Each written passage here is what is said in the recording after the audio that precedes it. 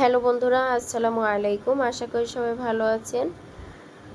বাসার পাশেই কিন্তু অনেকগুলো আম গাছ, এই যে আম পাকার সিজন চলে এসেছে। যদিও এই আম গাছগুলো আমাদের না, তবুও আপনাদেরকে একটু দেখাচ্ছি। প্রচুর পরিমাণে আম ধরেছে একদম আমার বাসার পাশে।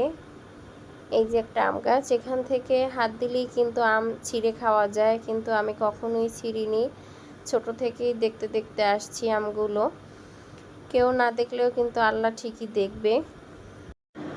আজকে কিন্তু প্রচণ্ড গরম পড়ছে, বাইরে একটু রোদের অবস্থা দেখাচ্ছি। রোদের তাপমাত্রাও অনেক বেশি, যেহেতু অন্যের গাছের আম পেড়ে খাওয়া কিন্তু হবেই না। আমার ফ্রিজে আম রাখা ছিল নর্মালি, এখান থেকে আমি আম নিয়ে আম ভর্তা বানাবো।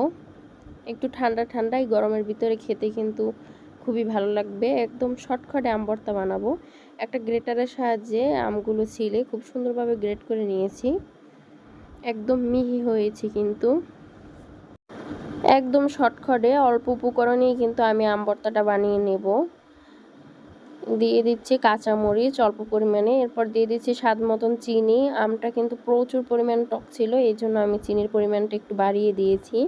দিয়ে দিয়েছি অল্প পরিমাণে সরিষার তেল। এ পর্যায়ে দিয়ে দিচ্ছি স্বাদ মতন লবণ, জাস্ট এটুকুই। এরপর আমি হাত দিয়ে খুব সুন্দরভাবে মাখিয়ে নিয়েছি। এই যে তৈরি হয়ে গেল আমার আম ভর্তা। খেতে কিন্তু খুব মজাদার ছিল অল্প উপকরণে। এই আম ভর্তা কিন্তু সবটুকু আমি একা খাইনি, আশপাশের ভাবিদেরকেও একটু একটু করে দিয়েছিলাম। ভর্তা মাখা সকলকে নিয়ে খেতেই কিন্তু বেশ মজা লাগে। এই যে জাবেরকে একটু দিয়েছিলাম, খেয়ে বলছিল যে ভীষণ টেস্টি হয়েছে। আমগুলো ফ্রিজে রাখা ছিল, এজন্য একটু ঠান্ডা ঠান্ডা ছিল, খেতে কিন্তু বেশ ভালোই লেগেছে গরমের ভিতরে। আজকের ভিডিওটা এ পর্যন্তই। ভালো থাকবেন, সুস্থ থাকবেন, আল্লাহ হাফেজ।